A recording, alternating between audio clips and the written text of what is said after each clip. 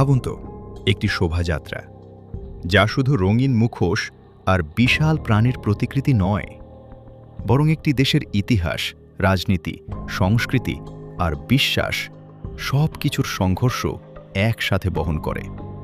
আর সেই শোভাযাত্রার নাম নিয়েই যদি বারবার তৈরি হয় তুমুল বিতর্ক, তাহলে বিষয়টা কতটা গভীর হতে পারে। আজকের ভিডিওতে আমরা এমন এক বিষয় নিয়ে কথা বলবো যা আপনি হয়তো প্রতি বছর দেখেন, কিন্তু এর পেছনের আসল গল্পটা জানেন না। মঙ্গল শোভাযাত্রা, আনন্দ শোভাযাত্রা, নাকি বৈশাখী শোভাযাত্রা? আসল গল্পটা কি? কেন বারবার নাম বদলানো হচ্ছে? আর এই বিতর্কের পেছনে আসল কারণটাই বা কি? আপনি দেখছেন বৈশ্বিক বাংলা। চলুন শুরু করা যাক আজকের একদম ভিন্নধর্মী এপিসোড। ভিডিও শুরু করার আগে একটা ছোট প্রশ্ন। আপনি কি মনে করেন এই শোভাযাত্রার নাম পরিবর্তন হওয়া উচিত, নাকি আগের মতোই থাকা উচিত? এখনই কমেন্টে লিখে জানান। বাংলা নববর্ষ মানেই আমাদের কাছে পান্তা ইলিশ, নতুন পোশাক আর সেই সাথে রঙিন এক শোভাযাত্রা, যেটা আজ পুরো দেশের একটা বড় সাংস্কৃতিক পরিচয় হয়ে দাঁড়িয়েছে। কিন্তু আপনি কি জানেন এই শোভাযাত্রার শুরুটা এতটা সাধারণ ছিল না? ১৯৮৯ সাল।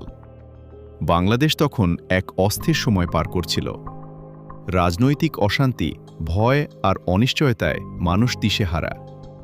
ঠিক সেই সময় ঢাকা বিশ্ববিদ্যালয়ের চারুকলার কিছু শিক্ষক আর শিক্ষার্থী ভাবলেন, মানুষকে একটু আশা দেখাতে হবে। তারা শুরু করলেন এক রঙিন শোভাযাত্রা, যার মূল উদ্দেশ্য ছিল অন্ধকারের বিরুদ্ধে আলো দেখানো। আর এখানেই জন্ম নেয় এই ঐতিহাসিক আয়োজন। ২ মিনিটের মাথায় একটা ছোট কথা বলি। যদি আপনি এমন অজানা ইতিহাস জানতে ভালোবাসেন, তাহলে ভিডিওটা লাইক দিয়ে রাখুন। এতে আমরা বুঝতে পারি আপনি এই ধরনের কন্টেন্ট আরও চান। তবে অনেকেই জানেন না, এই শোভাযাত্রার প্রথম নাম কিন্তু মঙ্গল শোভাযাত্রা ছিল না। এর নাম ছিল আনন্দ শোভাযাত্রা। যশোরে ১৯৮৬ সালে প্রথম এই ধরনের আয়োজন হয়েছিল। সেখানে ছিল বাঘের মুখোশ, পাপেট আর লোকজ সংস্কৃতির নানা উপাদান। এরপর ১৯৮৯ সালে ঢাকায় সেই ধারণা থেকেই শুরু হয় বর্ষবরণের শোভাযাত্রা। কিন্তু ৯০-এর দশকে যখন স্বৈরাচার বিরোধী আন্দোলন চলছিল, তখন এই শোভাযাত্রা নতুন একটি অর্থ পায়। অমঙ্গল দূর করে মঙ্গলকে আহ্বান করার প্রতীক হিসেবে এর নাম রাখা হয় মঙ্গল শোভাযাত্রা। আর এই নামেই এটি জনপ্রিয় হয়ে ওঠে দেশের ভেতরে এবং বাইরে। একটা জিনিস খেয়াল করেছেন?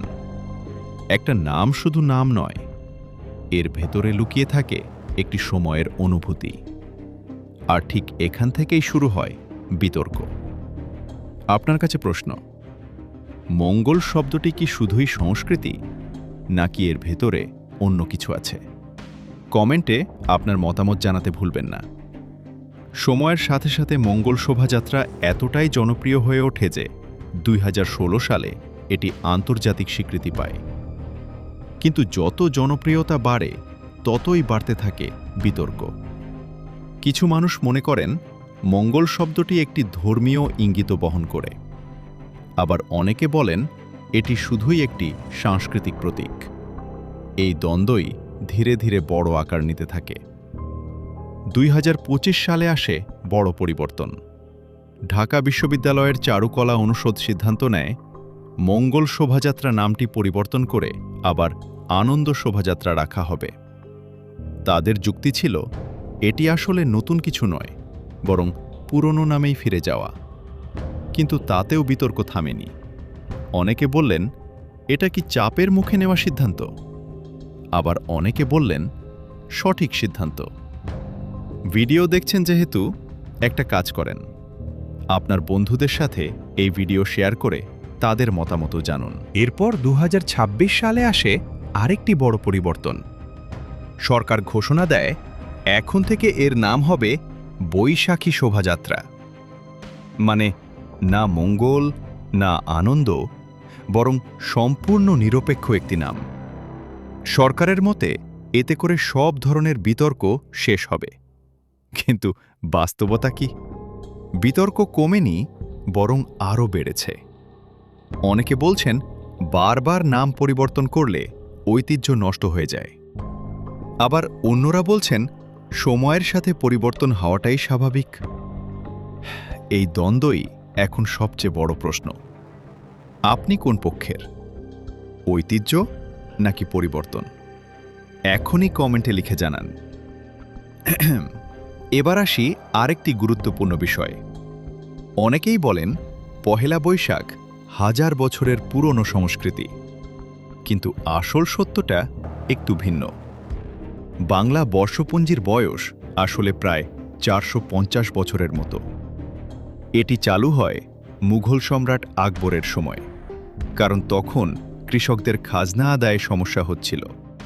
চন্দ্রমাস আর ফসলের সময় মিলছিল না, তাই একটি নতুন সন চালু করা হয়, যেটা আমরা আজ বাংলা সন হিসেবে জানি। এখানে একটা বিষয় পরিষ্কার: সংস্কৃতি কখনো স্থির থাকে না, এটা সময়ের সাথে বদলায়। ঠিক যেমন এই শোভাযাত্রার নামও বদলেছে। তবে প্রশ্ন হচ্ছে, এই পরিবর্তন কি সত্যি প্রয়োজনীয় ছিল? ভিডিওর এই পর্যায়ে এসে যদি আপনি এখনও দেখছেন, তাহলে অবশ্যই সাবস্ক্রাইব করে ফেলুন, কারণ আমরা এমন বিষয় নিয়েই নিয়মিত আসি। শেষ কথা, মঙ্গল হোক, আনন্দ হোক বা বৈশাখী, নাম যাই হোক না কেন, এই শোভাযাত্রার মূল উদ্দেশ্য কিন্তু একটাই: মানুষকে এক করা, আনন্দ ছড়ানো আর সংস্কৃতিকে বাঁচিয়ে রাখা। তাই নাম নিয়ে বিতর্ক থাকতেই পারে, কিন্তু আমাদের বোঝা দরকার এর আসল মানে। আজকের ভিডিও এখানেই শেষ করছি। আপনার মতে এই শোভাযাত্রার সঠিক নাম কোনটি হওয়া উচিত? অবশ্যই কমেন্টে জানান। আপনার মতামত আমাদের পরবর্তী ভিডিওতে তুলে ধরা হতে পারে। দেখছিলেন বৈশ্বিক বাংলা। আবার দেখা হবে নতুন কোনো চমকপ্রদ বিষয় নিয়ে। ততক্ষণ পর্যন্ত ভালো থাকুন, সুস্থ থাকুন।